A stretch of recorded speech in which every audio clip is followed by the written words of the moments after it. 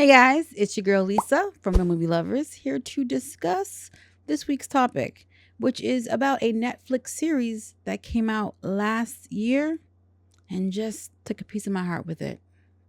I'm talking about Netflix's incredible superhero action series, Supercell. This series has a perfect 100% Rotten Tomatoes score, and it's getting a season 2, as it should. Netflix's incredible superhero action series with the perfect 100% Rotten Tomatoes score gets dark season 2 update. All right, so let me set the scene. Okay, Supercell is a UK original series that follows a group of seemingly ordinary people from South London who unexpectedly develop superpowers. All right, it's gonna be a few little minor spoilers right now, but minor. The thing about Supercell is that we're following a group of black people who don't know each other at all, and they all develop superpowers. And when their superpowers ignite, it makes their eyes like have a gold yellowish tinge. It's very cool. And they all have different types of superpowers. It approaches the genre of superheroes differently, in a different way, in an original way. Because not only do they have superpowers, but superpowers come from the fact that they have sickle cell anemia.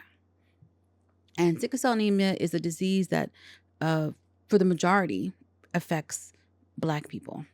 A low percentage affects Hispanics and Latin people, but majority affects Black people, and it's like kind of like a blood disease that causes blood cells to be misshapen. It can shorten lifespans. It can, it can be a lot to deal with.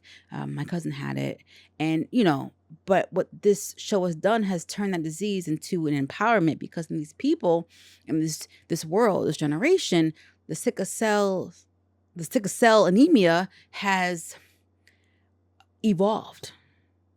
And instead of breaking them down, it builds them up, making them superheroes. So one's power is speed. One can, I think, transport from one spot to the other. One can move things with their mind. One is super strong. I'm not remembering everyone, but yeah, to that degree. So that alone is such an interesting concept. You're like, oh snap, okay. And you see how they're kind of handling it. And there is an organization that is after them, who wants what they have, who has discovered that this is happening, that the people are gaining powers from having sickle cell anemia, and they're starting to try to collect them. So it becomes a very tense show. You not see what's happening. I think, yeah, one of them. No, you know what? I'll be quiet. No more spoilers. You guys have to make sure you watch it. So, all that being said, it came out last year. Was it August? It was last year, mid to late last year on Netflix. And the season was freaking amazing. It was awesome. It started to grow legs just from word of mouth. So I was one of those people that was like, someone told me about it, and I'm like, oh my gosh. And then I was spreading the word. The show was amazing. The characters were great. And it's not a long season. You can get through it. I think it's, how many episodes did they give this season? All right. So the first season, I think, had 6 or 7 episodes. It was short. It was definitely short. Yes. Okay. So season 1 had 6 episodes. The question is, how many episodes are going to be in season 2? Don't know. And on Rotten Tomatoes, 100%. 100%. Now, I always have to preface this with the fact that I talk junk about Rotten Tomatoes, because they and I don't always see eye to eye. And the things that get low scores, I'm just like, what? How? Why? And then, of course, there's the whole thing behind them with some people, paying for good reviews and all that kind of scandals. Okay, scandalous. But 100%, I can't argue with 100% on Rotten Tomatoes. That is huge. Supercell was created by Rapman. I guess maybe that's like his stage name, moniker, because his real name is Andrew Anubolu. Hopefully I'm not messing up that name. And he has done a couple other things. He's done Blue Story, Cheryl's Story Part 2. Not familiar with them, but I'm guessing those are like UK original films or shows. He's definitely, I think I'm gonna check those out, because just based on how well he did with Supercell, I would like to see more from him for sure. Now, the series stars Tazan Cole, Adeleo Adeheo, Josh Taduku, Nadine Mills, Eric Kofi Abrifa. I am messing up these names like crazy. Calvin Demba, Getz, Digga and Eddie Marsan. Apologies. Not only do people get superpowers, but they're leading normal, regular lives, and you see how the powers turn things upside down in very interesting ways. And I think what was so refreshing is the fact that, like, me, along with other people that I know, have been feeling a little bit of superhero fatigue.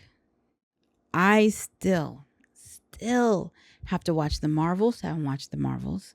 I still need to watch, what else have I missed? Thunderbolts just came out. I will watch Thunderbolts. But I didn't watch Agatha all along. There's just few things that I'm not as excited about what's coming down the pipe. Like, everyone's like, oh my gosh, Doomsday and blah, blah, blah. And I'm just like, oh, okay. That excitement is not there for me like it was before. And again, I just think it's because, like anything, you just overloaded me. You inundated me with so much stuff that even me as a movie lover needed a break. But then here comes Supercell, which is talking about superheroes, but it's much more grounded. Well, grounded. People are like super strong and can transport. It's not about the world ending ish. You know what I mean? It's just it's more about everyday people, I should say. Like, we don't have Thor, the God of Thunder, although I like Thor. Okay, I like Hulk. It's just the way they approached it has been a nice break. Let's just say that. Now, Ratman says that he literally has the storylines for 3 seasons in his head. So we did season 1. He got greenlit for season 2. So hopefully season 2 does well enough that at least Netflix gives him a 3rd season. He would love to go even further, but at least till the 3rd season, which would be great. The issue that I've had with streaming, like everyone has had, is that there's no chance to allow shows to get their footing. Back in the day, a show would drop and maybe the first season wasn't that strong, but they were finding their footing and they would come back stronger in season 2. The characters, the actors, everyone had kind of figured things out better. The writers came back stronger. They needed to go through the awkward stage, of season 1. And there doesn't seem to be that time anymore. Netflix is like, all right, come on. Get that audience now or you're done. So it's good to see that this had a strong enough footing that they will continue. And I feel like most shows, unless it's just dead on arrival, most series, I should say, should get at least 2 seasons. At least 2. If you can't build an audience by season 2, then okay, it's done. That's just my personal gripe with it. Anyway, so I've got that to look forward to. So season 2 has been greenlit, so they have to film it. It hasn't been filmed yet, so it's not going to come out this year. So that's probably going to be a 2026 release. So we'll see. But also, not only is season 2 happening, but the creator said it's going to be darker. Much darker. Okay, because we were hitting some real themes in season 1, like some serious themes. So it's going to be darker than that. Run it. What are we talking about, bruv? Let's go. Even though it's not coming out this year, at least I have Wednesday season 2 to look forward to. All right, what do you guys feel about this? Did you guys know about the show Supercell? Are you excited? And if you haven't watched this show, I encourage you to check it out. Even if you're feeling superhero fatigue, it's different enough that it catches you. And for those who may have a little difficulty with, following the South London accents, there are subtitles that can help you. But for the most part, I feel like they're good. All right. Take care. Don't forget to like, subscribe, hit the notification bell so you can always be up to date what's going on. Many thanks to my top tier members, Von Kurt and Thelma. Thank you so much for all the support. If you guys are looking to support and help as well, come over to my Patreon, NXG Global Productions, where I drop reviews, behind the scenes, exclusive clips from my writers group, and more. I'm looking to build a community and would love to have you come along for the ride. See you next week.